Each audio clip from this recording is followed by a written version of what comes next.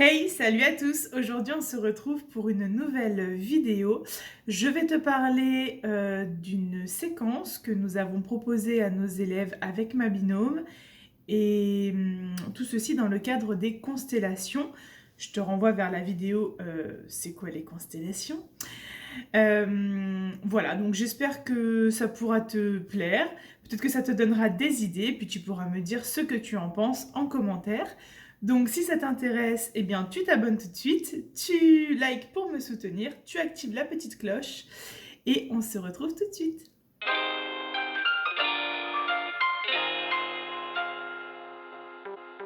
Alors, pourquoi je te présente cette séquence? Déjà parce qu'elle a été validée par le CPC qui nous a fait les constellations. Donc déjà, c'est plutôt une valeur sûre, on va dire. Après, c'est pas la meilleure des séquences, hein, il peut y en avoir plein d'autres, mais c'en est une parmi tant d'autres pour travailler les écrits courts. Parce que oui, en fait, faire des joggings d'écriture ou ce genre de choses, eh bien, doivent avoir un but final, et ça, je l'ai appris lors des constellations. Ce qu'il faut savoir, c'est qu'en didactique, la lecture, l'écriture et l'étude de la langue sont très liées. Donc, il nous fallait trouver déjà un support de lecture par lequel nous pourrions eh bien, travailler l'écriture avec nos élèves, mais également leur enseigner la vigilance orthographique. Donc, c'est ce que nous avons fait. Le CPC nous a proposé un livre que nous avons acheté chacune, moi et ma binôme. Ce livre, c'est le grand livre des peut-être, des si et des pourquoi, des éditions Milan. Il coûte 14,90 €. Et en fait, ce livre est partagé en 3 parties. Donc, une première partie pour des phrases avec des peut-être, une partie avec des si et une partie avec des pourquoi. Je vais te donner quelques exemples. Donc, dans la première partie, peut-être que la nuit est noire pour qu'on ne la confonde pas avec le jour. Et à chaque fois, nous avons des illustrations pour tout simplement étoffer ce qui est dit. Peut-être que les éléphants montent sur les tabourets parce qu'ils ont peur des souris.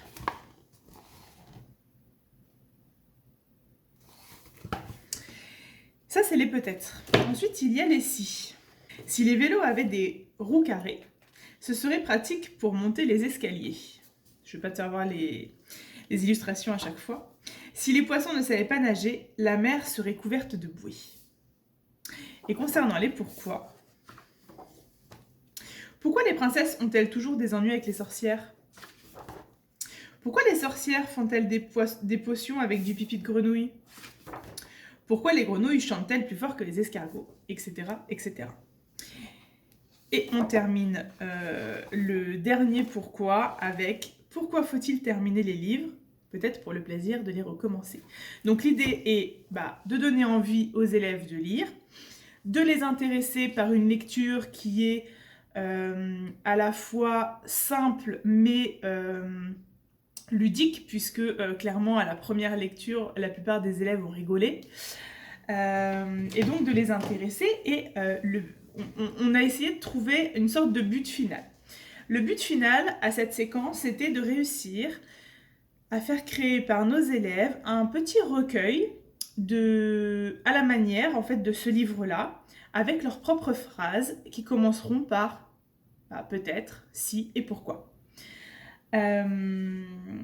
Et l'idée, c'était aussi de pouvoir travailler l'écriture au clavier. Et donc de faire, une fois que les phrases ont été travaillées à l'écrit, corrigées, etc., de les faire taper au clavier, les faire illustrer en art visuel, et donc de créer un recueil qu'ensuite ils pourraient présenter aux autres classes. Je vais être tout à fait honnête, cette partie-là, nous ne l'avons pas encore mise en œuvre. On a terminé la séquence, sauf cette partie-là, par manque de temps. Mais c'est quelque chose que l'on aimerait pouvoir faire. Donc si à un moment donné on le fait, eh bien je te ferai peut-être une petite vidéo, une story sur Instagram pour te montrer le résultat. En tout cas, si je dois refaire cette séquence, c'est bien sûr que je le ferai faire à mes élèves. Alors, cette séquence devait s'articuler autour de 5 séances partagées entre moi et ma binôme.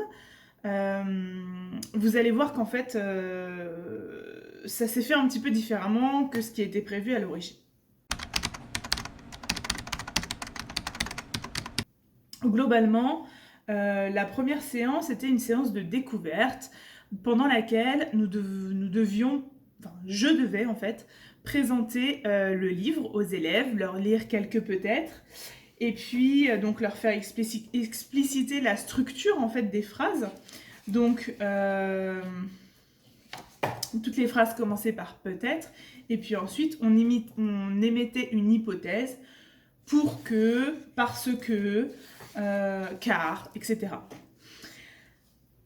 Et évidemment, le temps qui était utilisé ici était le temps du présent. On partait également en général d'une caractéristique existante soit d'un animal, soit d'un objet, et on émettait une hypothèse un petit peu absurde. Une fois que les élèves ont compris le concept, on est passé à l'écrit. Ils devaient écrire une phrase commençant par peut-être en utilisant la structure que nous avions trouvée. Et à la suite de cela, il devait y avoir un retour en classe entière concernant la vigilance orthographique.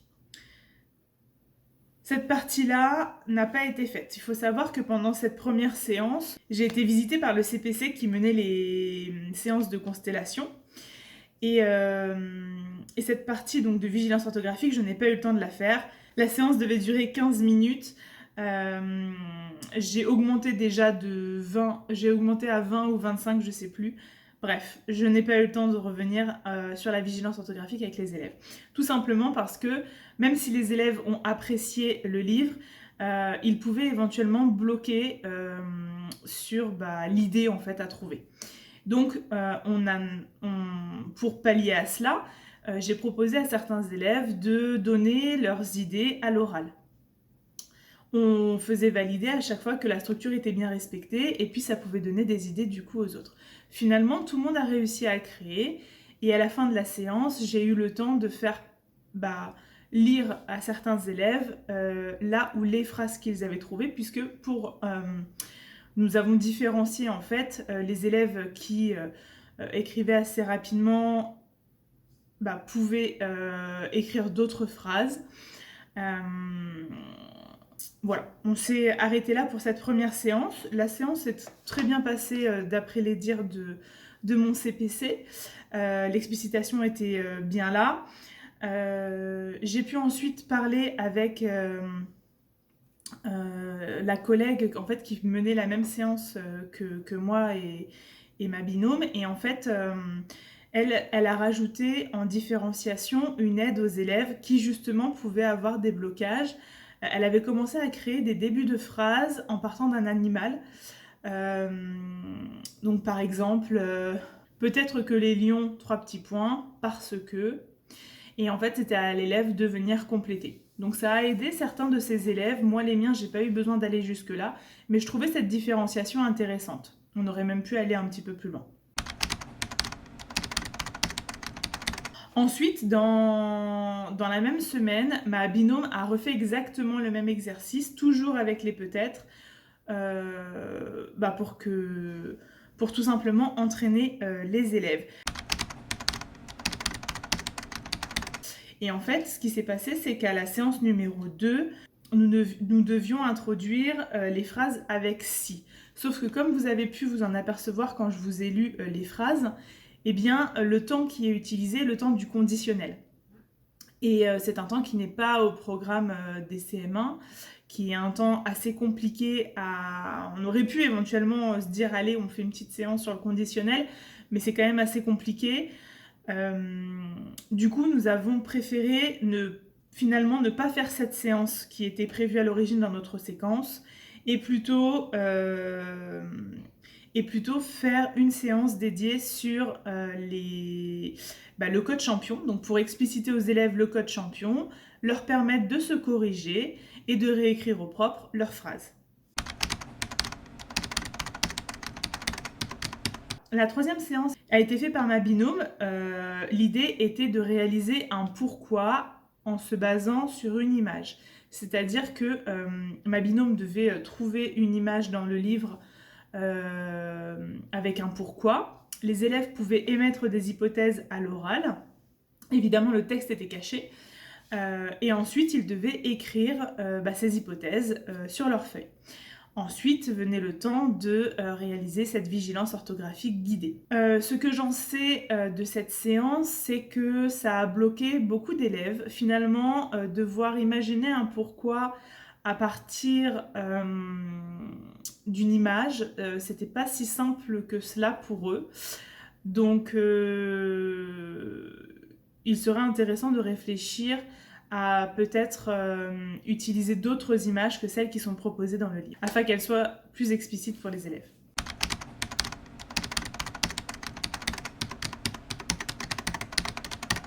Ensuite, la quatrième séance, en fait, c'est une troisième séance bis puisqu'on est toujours sur les pourquoi, mais en fait, ça pourrait être une séquence de 6 séances.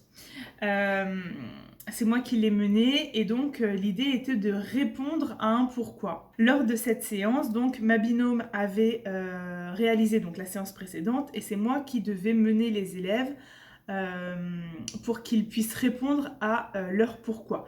Donc encore une fois, il était question de réfléchir à la structure et ensuite de les faire verbaliser sur différentes idées pour qu'ensuite ils puissent passer à l'écrit et enfin pouvoir éventuellement prendre un ou deux élèves qui viennent écrire leurs phrases au tableau et qu'on puisse réfléchir ensemble à la vigilance orthographique qui est à mener lorsque l'on écrit une phrase.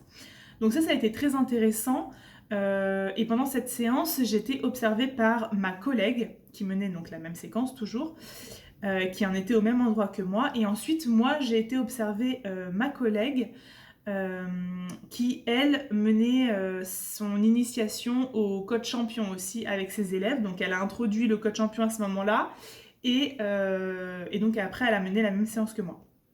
C'est vrai que introduire le code champion à ce moment-là, ça lui a mangé un petit peu de temps sur sa séance. C'était peut-être, c'est ce qu'on s'est dit en fait à la fin, c'est qu'il aurait été plus judicieux de faire une séance décrochée par rapport à ça, plutôt en étude de la langue peut-être.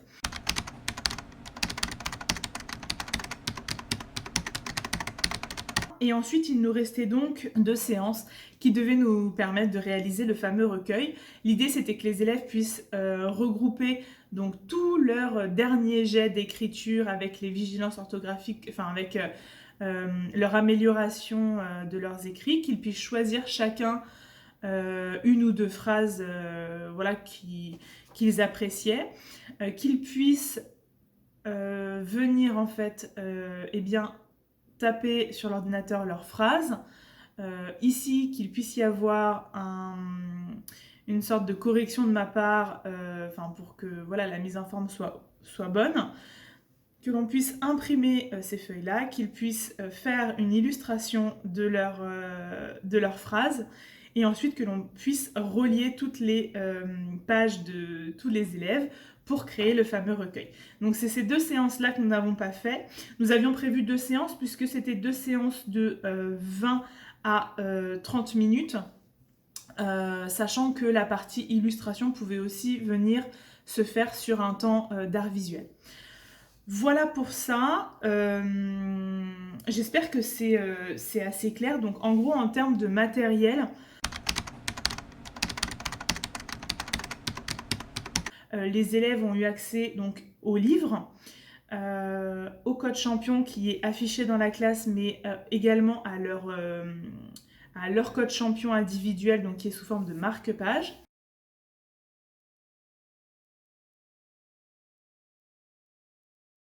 Également à l'arc-en-ciel de la relecture, vous pouvez le retrouver sur internet, qu'ils utilisent également pour leur dictée, donc ils y étaient habitués. Des feuilles de classeur. Ils pouvaient également avoir accès à leur ardoise pour préparer en fait leurs idées avant de passer à l'écrit. Mais c'est vrai que sur des petites séances, en fait ce qu'il faut savoir c'est que les écrits courts, c'est censé être fait entre 15 et 20 minutes grand maximum. Il faut donc que ce soit assez rapide à mettre en place et que les élèves puissent rapidement passer à l'écrit sur la feuille. Donc c'est vrai que pour ma part, ils n'ont pas eu besoin d'aller prendre leur ardoise, mais ça pourrait éventuellement être un moyen de différenciation. Il faut savoir également que lors d'une séance, je ne sais plus laquelle, en différenciation, j'ai aidé une élève qui avait du mal à écrire correctement, à coder en fait. Elle a beaucoup de mal à coder. Et donc, je lui ai permis de faire une dictée à l'adulte. Voilà, c'est également un moyen de différencier sur ce type d'exercice-là. Voilà, donc j'espère que c'est clair pour vous. C'était la première fois que j'essayais d'expliquer une séquence comme ça en vidéo. C'est pas forcément très simple, mais j'espère que j'ai été assez claire dans mes explications. Voilà, vous me direz si cela vous tente en fait d'essayer cette séquence-là. Sachez que le livre peut peut-être être disponible en médiathèque, donc à voir par rapport à cela. Et puis, vous me direz aussi en commentaire ce que vous en pensez de cette séquence.